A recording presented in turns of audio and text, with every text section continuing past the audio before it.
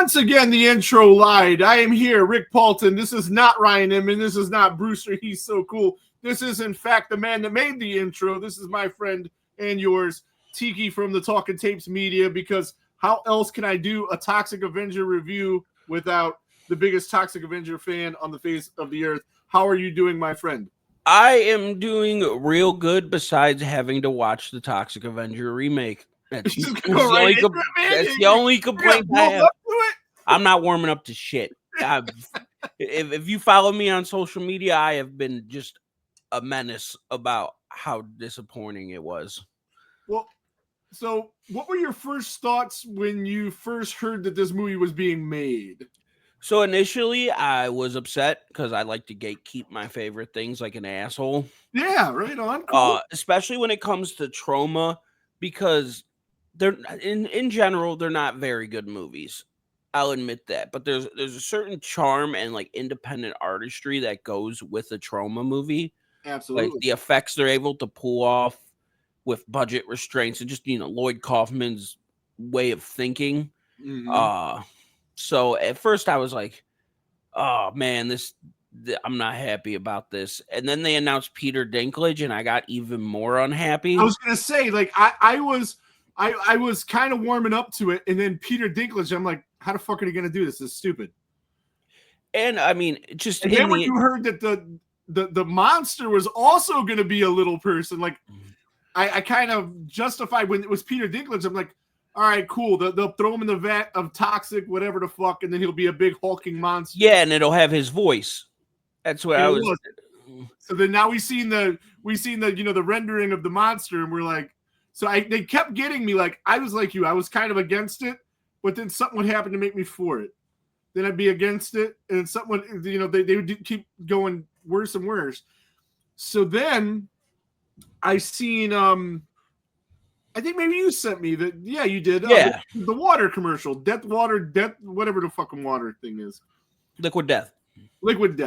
Yeah, and that really made it feel like a Troma film. He's walking through the high school. He rips the guy's arm off. Stuff's all gross and squirting all over the place. And I'm like, maybe this will be all right, And that was kind of my initial thoughts going into it. And then I seen Rotten Tomatoes certified fresh. I'm like, well, if they're digging it, it's probably good. And then you've seen it before me. Well, actually, before you even, JP Cross from A Killer's Confession and Cine Nerds.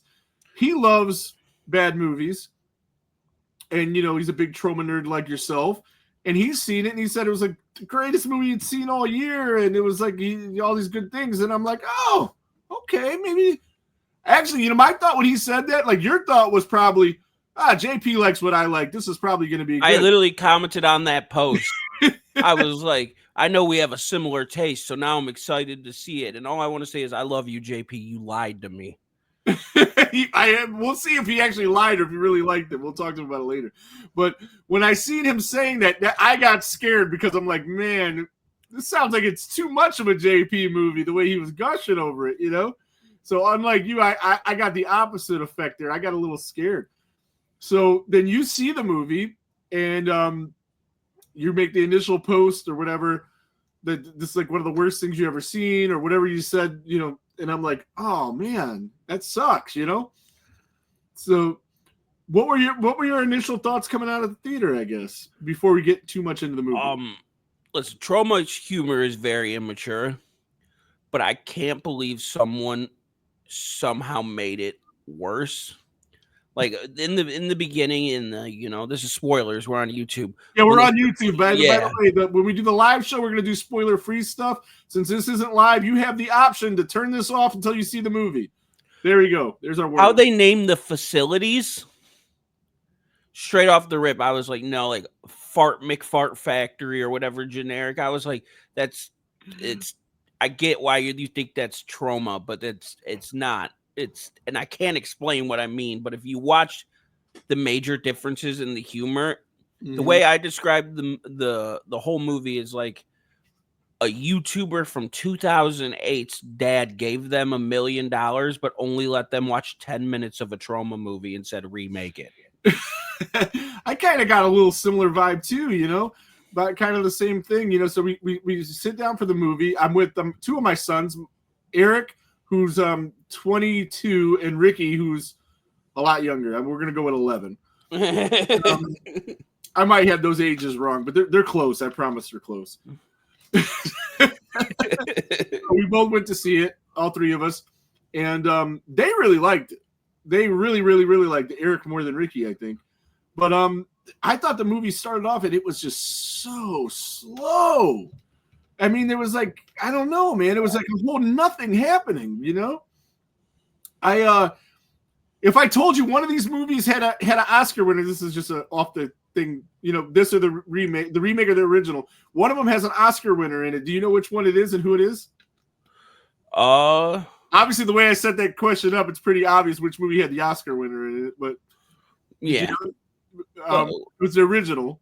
The original had an Oscar winner. This one had Peter Dinklage. It had Kevin Bacon. It had some other famous actor. Well, technically, if you want to do it, when a picture wins Best Picture of the Year, it contributed to the whole cast. So technically, in a sense, Lloyd Kaufman is an Oscar winner. What movie was he involved with that won Best Picture? Rocky. He was involved with Rocky? Yeah, he was one of the major people backstage. And you know the scene where Rocky Balboa carries the drunk from outside to inside the bar and he sets him at the booth? Yeah.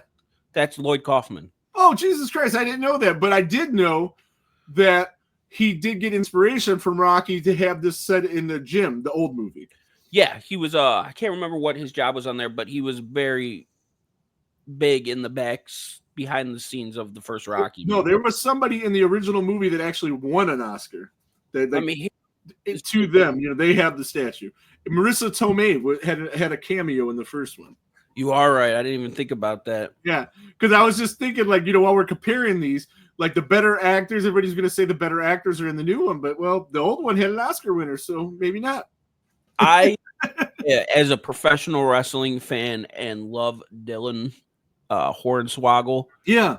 I have personal beef with Peter Dinklage. Okay.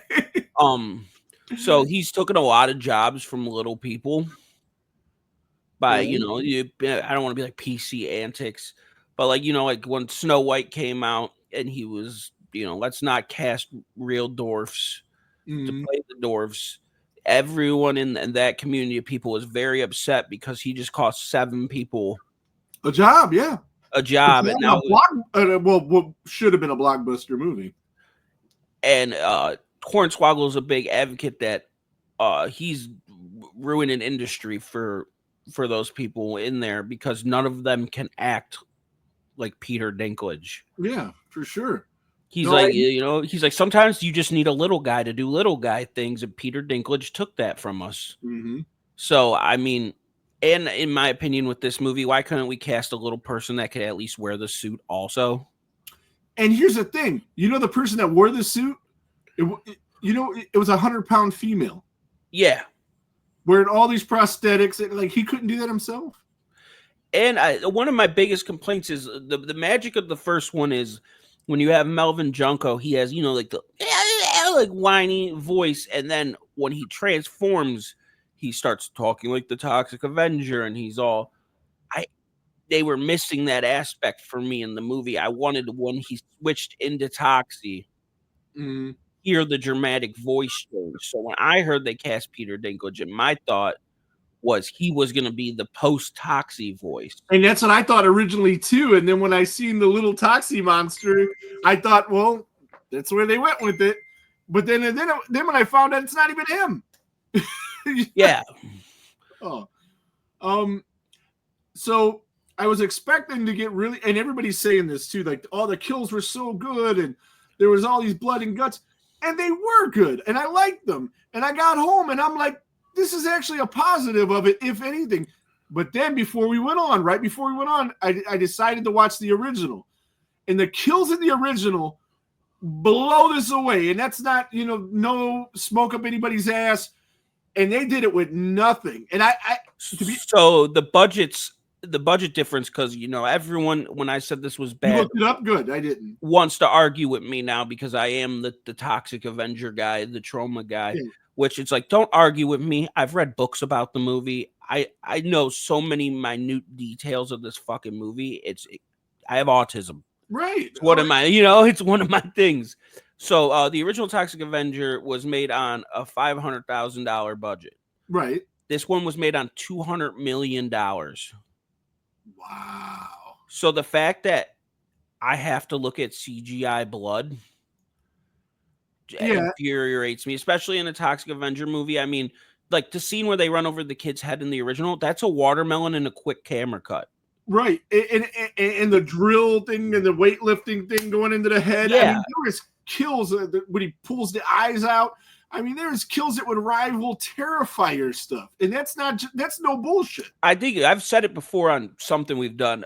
Everything that Damien Leone is like, oh, he's an innovator. Lloyd Kaufman was doing in 1984 with a fraction of the budget.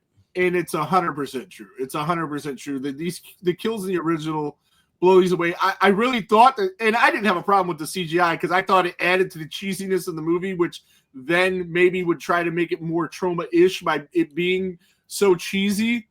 But the CGI is the farthest. The original, no.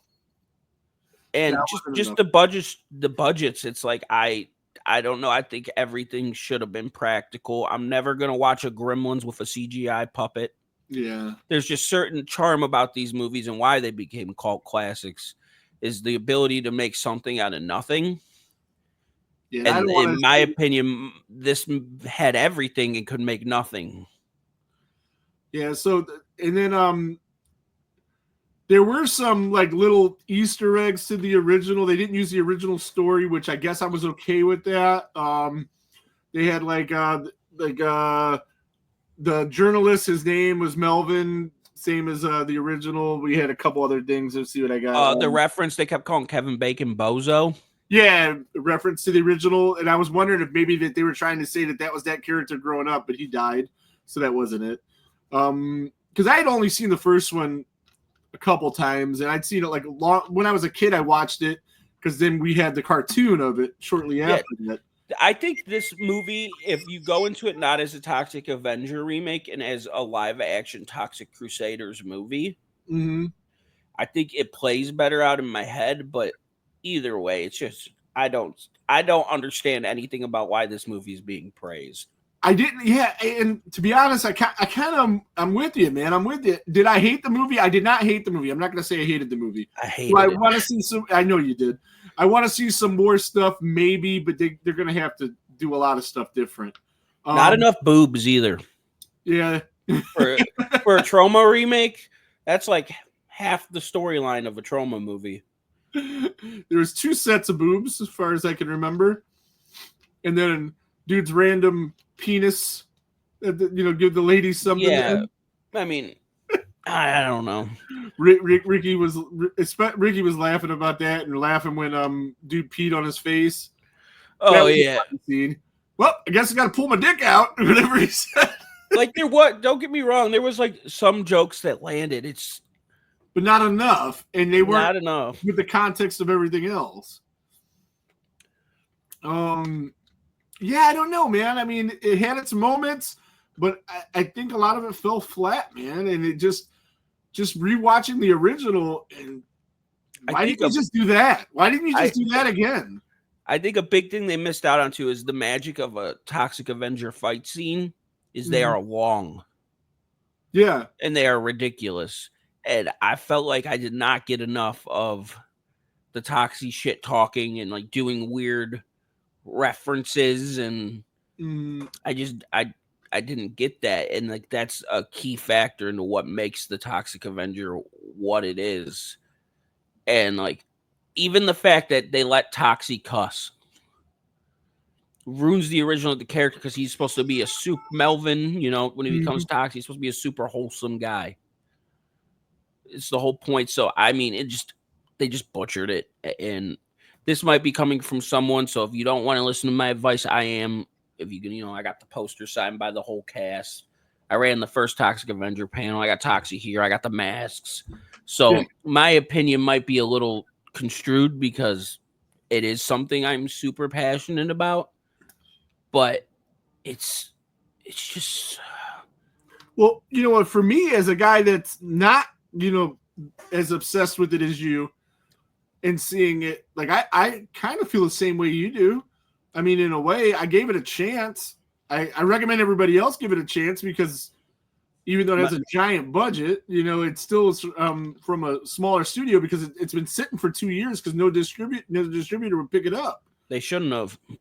They shouldn't have. They should have just left it alone. They should have just left it, let it die. Right on. Arnold almost got cast as the Toxic because they were trying to make this for 25 years or something.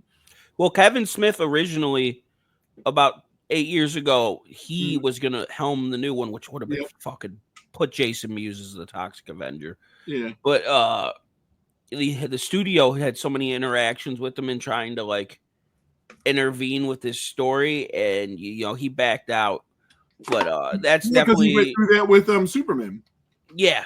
They wanted the giant spiders, and then they put him in Wild Wild West. Yeah, they were just trying to control too much of what he was doing, and he hung on through all of that, and still never got done. So he wasn't going to. I'm sure that scared him off for this. And like back then, like I don't even know if Kevin Smith would have been a good director, but I love Tusk, so maybe he would have been able to mix those realms together. I think in the sense, if anyone could remake it, he would understand the humor the best. And then, Tusk and the other one, the Yoga Hosers. Yoga Hosers totally could have been a Troma movie. Oh, yeah, that has, yeah. Yeah, so it could have worked. It would, work better. Who did direct this? Do you know? The new one or the remake? Yeah. Macon Blair. Let's see what else this guy's done.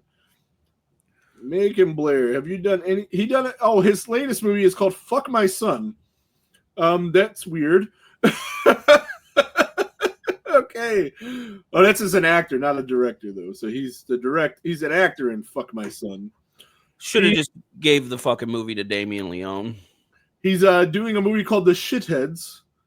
Oh, he really has no resume to speak of. I mean, he did an episode of Room 104, and I Don't Feel at Home in This World, whatever the hell that is.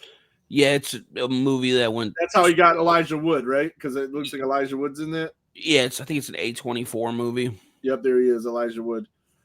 Elijah Wood was my favorite part of the whole movie. He was good, right? I wish I had more time with that character. I think that character, as the real bad guy, could have been better, maybe too. But as just somebody that gets abused by Kevin Bacon. Speaking of Kevin Bacon, his whole transformation at the end, I thought looked horrible. Yeah, there's so much, and now people like the fan base are like, "Oh, we need to team up with the original Toxie in this one." I'm like, we do not need that.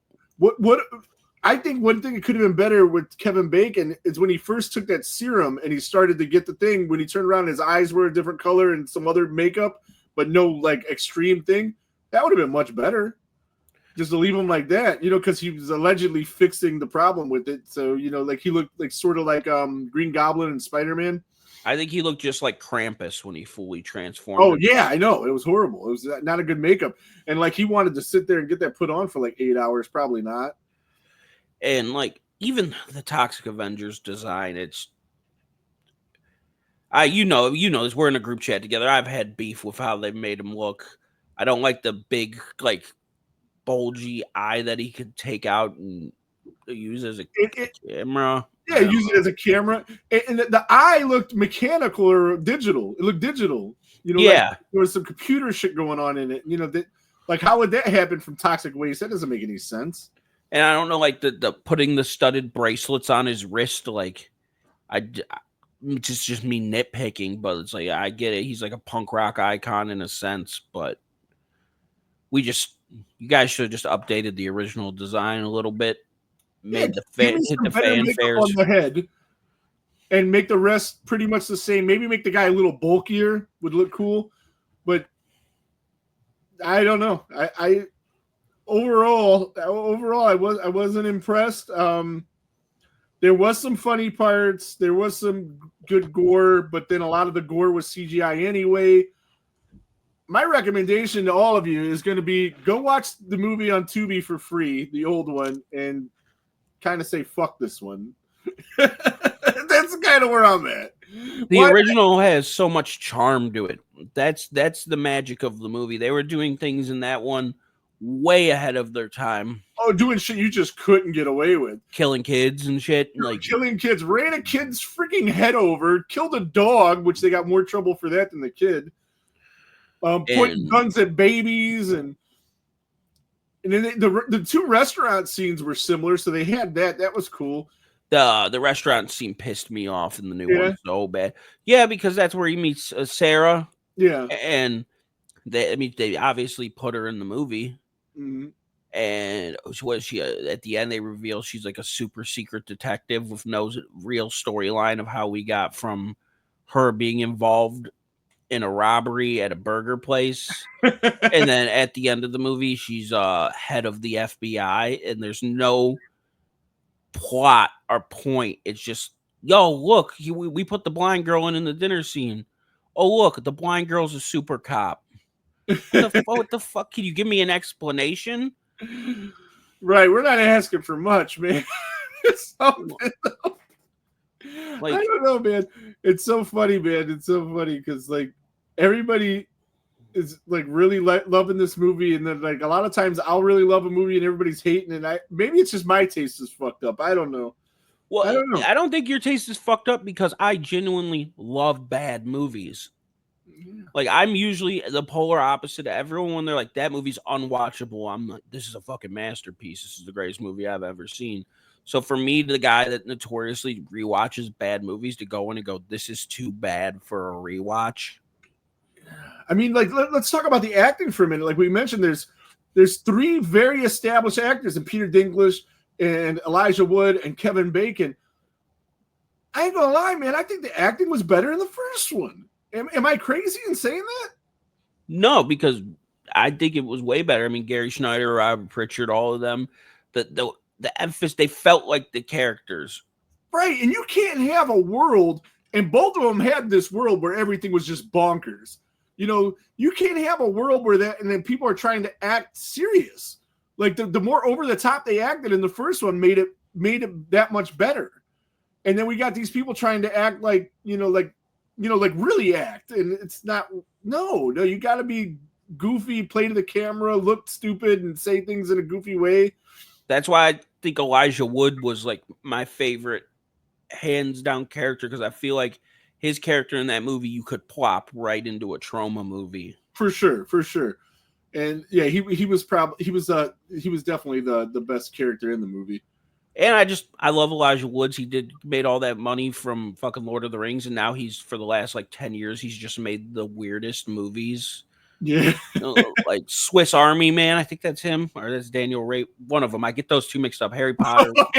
Harry Potter and The Hobbit. Yeah, I get them mixed up. Guy, right? But they both just make weird movies now. They cashed out on a major franchise, and now they're like, I'm going to do whatever the hell is weird.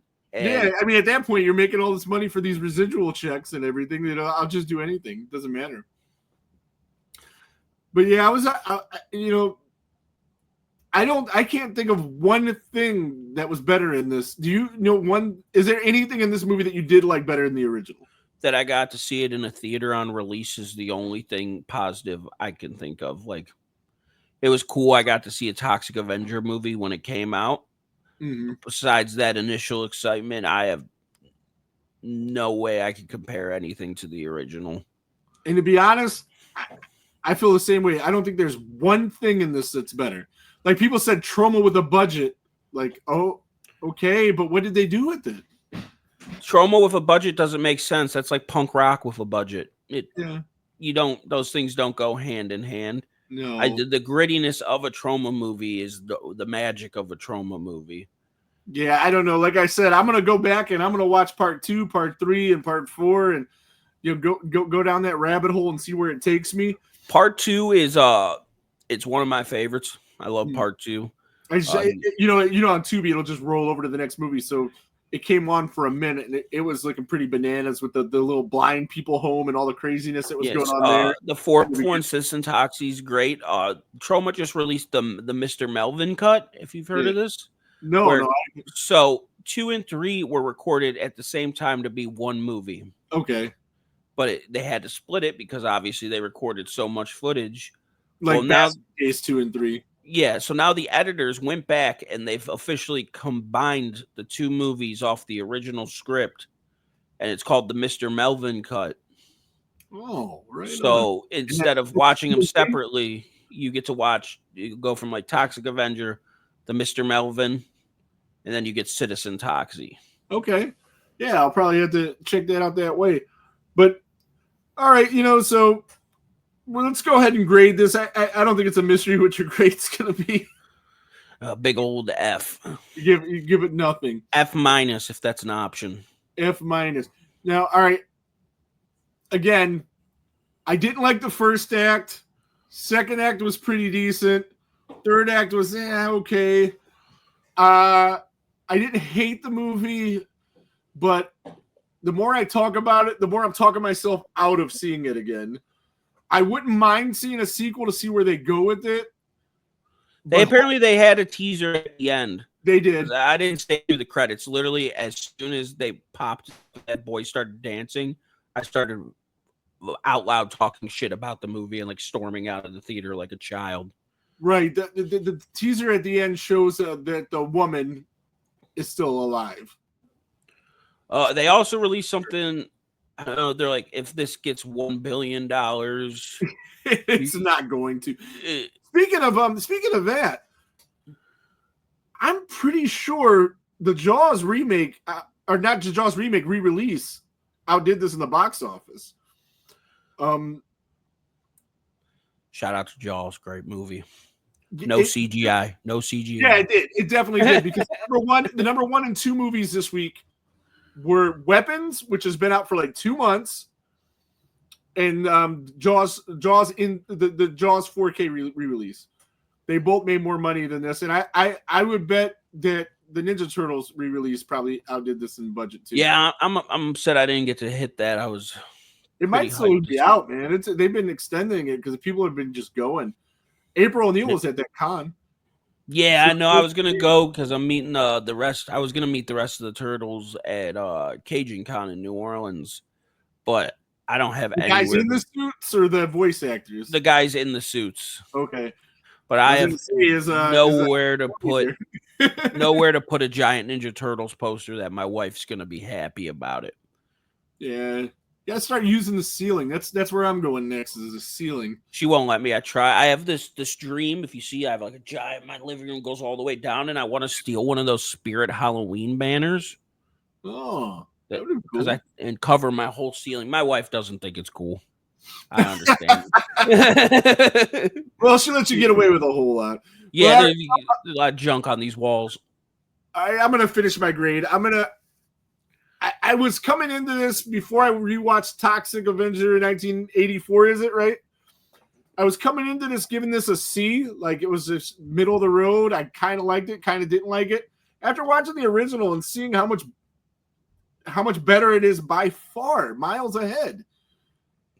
I'm gonna go with a D-. I'm not gonna give it an F, but I'm not far from an F. I don't know, guys. Let us know what you think of this.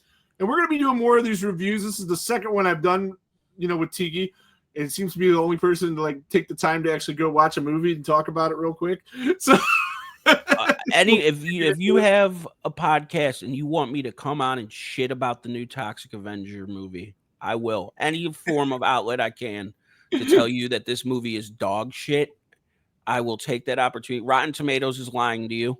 Yes. I have a big feeling that it's just Troma fanboys that are just like, yeah, we got Toxic Avenger. And I was like, guys, I'm a Troma fanboy.